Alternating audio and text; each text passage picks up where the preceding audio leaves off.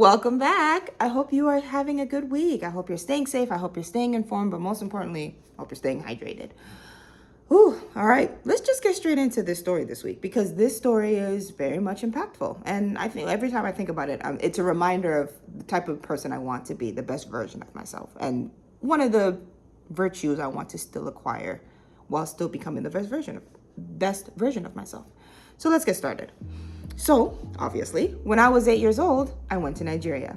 And if we weren't at our aunt and uncle's place, we were obviously at our grandmother's place. I don't know why I keep saying obviously, that must just be the word of the day. So while we were there, we would obviously play. We would play with the neighborhood kids. We would, do things that we always did. We would play hide and seek. We would tell stories. We'd be running around, playing tag, etc., etc. And well, yeah, this wasn't anything new. And every so often, friends would come by the house and we would just sit in our house and have a great old time. Nothing new. So one specific day, I remember one girl from the neighborhood came by with like her younger sister, her toddler. Like it was a toddler that always followed her around, and I just assumed it was her younger sister. But they came by the house, and obviously we kids, me and my younger sibling, we got to hanging around, playing games, etc., etc. What kids typically do. When suddenly in the middle of us like hanging out and talking, the girl was like, oh, I need to find something that I want to like cut my nails. And like there's a blade that like you use to cut your nails. I'll probably put it right here. There's a blade you use to cut your nails. I hate this thing so much. Because I remember when our parents would try to cut my nails, I'd just be like, you're hurting me. But she was like, yeah, I need to cut my nails. I was like, yeah, sure. I think there's some in my grandmother's room. You could probably just go grab it. She runs off to go grab it, and the rest of us are still just hanging around playing, having a good time. She comes back and she's like, okay, we have to go. Bye. Oh, okay. Sure. We'll see you later, I guess. Whatever. Now, it's important to note that at this point in time, my grandmother was not in the house. So this girl leaves, and me and my sibling are just kind of like, okay. And we go on to do whatever we're doing. If I'm not doing my homework, or if there's no electricity currently available in my grandmother's neighborhood where she lived at the time. Yes, I say all this on purpose because, but if that's not happening, then I think I just honestly was just chilling inside that day. Because I don't remember leaving the house after that.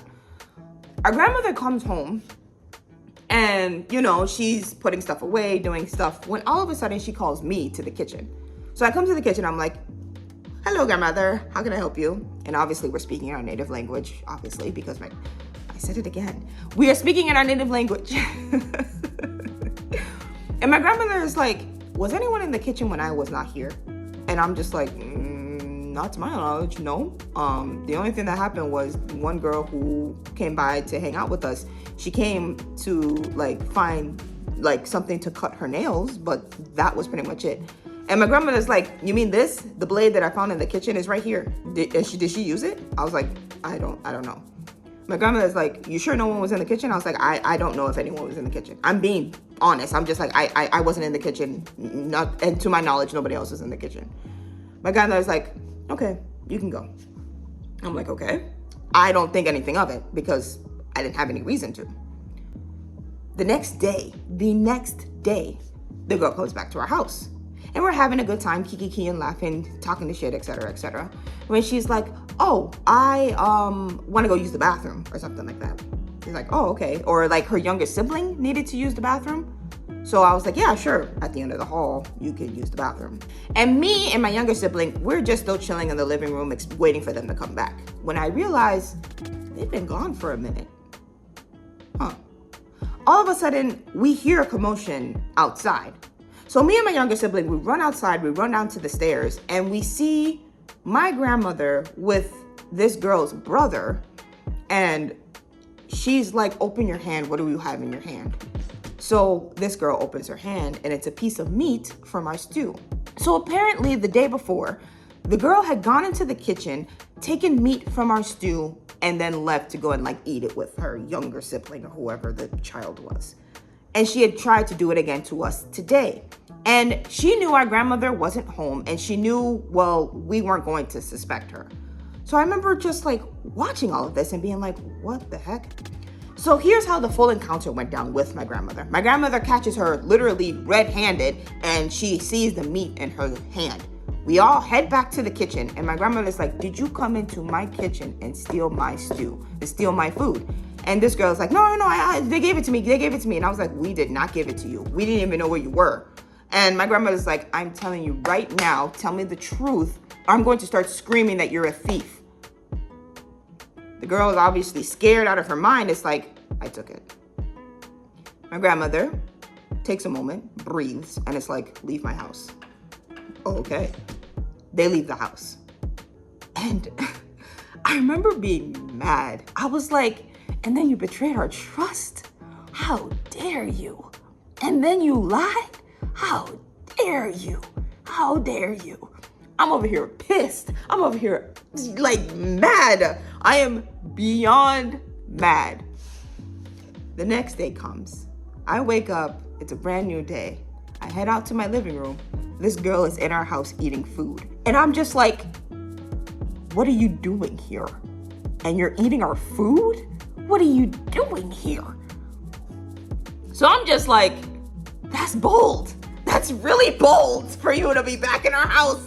That's bold. I'm beyond livid. I'm just kind of like, and you're in my house again? I'm beyond livid. My grandmother is home. She comes to the living room. She's like, oh, good morning. How are you? What do you want for breakfast? And I'm over here like, are you not seeing that this girl is in our house again? So I'm just kind of like, I want bread for breakfast. You know the bread. I will never forget this. It looks like this. I love this bread so much. And like, it would cost 20 naira. And I remember my grandmother was like, you're an expensive child, because it's all I ever wanted to eat. But no, I was like, yeah, I want bread for breakfast, because this, it was time for breakfast. My grandma was like, oh, okay, no worries. She turns to this girl, please go and run these errands for me and make sure you grab her some bread, and here's the money. I want my change when you get back. Grandma, what is going on? So this girl is like, yes, of course, I'll do that right away. She runs to do the errands, and later when she comes back, my grandmother gives her the change. What is happening? I don't understand. Why is my grandmother giving this girl a second chance? Now, I can't say in this very moment I learned this lesson. It would be years later when I would think back on it and be like, wow, that is a very powerful thing that my grandmother did. Now, from stories I've heard from my auntie and uncle and also my African parents, my grandmother was, well, to put kindly, ruthless. Cut to. Easy, tell me, how was your life as a youngster? Ruthless. Without saying a single word to me, my grandmother had taught me the greatest lesson about not only forgiveness, but giving people a second chance. Like, it wasn't like this girl was a horrible person or anything, because when you really look at the action that she was doing, she was hungry. I mean, I don't fully know their family situation, and to this day I really still don't know, and I don't even know where they're at this point in time, because my grandmother no longer lives in that neighborhood. But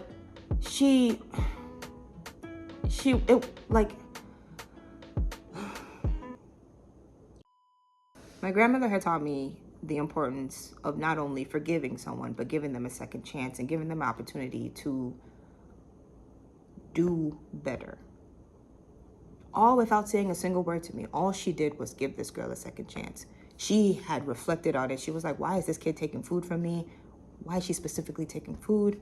She's hungry. Let me help her out. And my grandmother didn't have a lot. Everything that she got was from my auntie and uncles, and obviously like her children. Like, they're the ones who are making sure that they sustain her. So even with the little that she had, she still thought to give this girl like a sense of self-respect, and not to do things that like are going to tarnish that aspect of herself. And every time I think about it, I'm always just kind of like, that is interesting to think about. It honestly is. Ooh. It was an amazing lesson. all without my grandmother. Like, she never once said a specific word to me. She never once said, this is why we should do this, da da da da. She just treated the girl with respect, with care, kindness, and respect. And it was truly incredible. Every time I think about it, I'm just kind of like, it's a reminder. It's always a reminder of the type of person I want to be. This is what it is. It's not a lesson that everyone has to carry away from this, but it's what I learned, and I'll share that with you now. I learned in that story that the type of person I want to be is the type of person where people believe in themselves, believe they can be better and be the best version of themselves. That despite the mistakes we make, we can be better. And I'm not stupid. I know the type of world we live in. And sometimes it hurts to be the best version of yourself when people around you hurt you.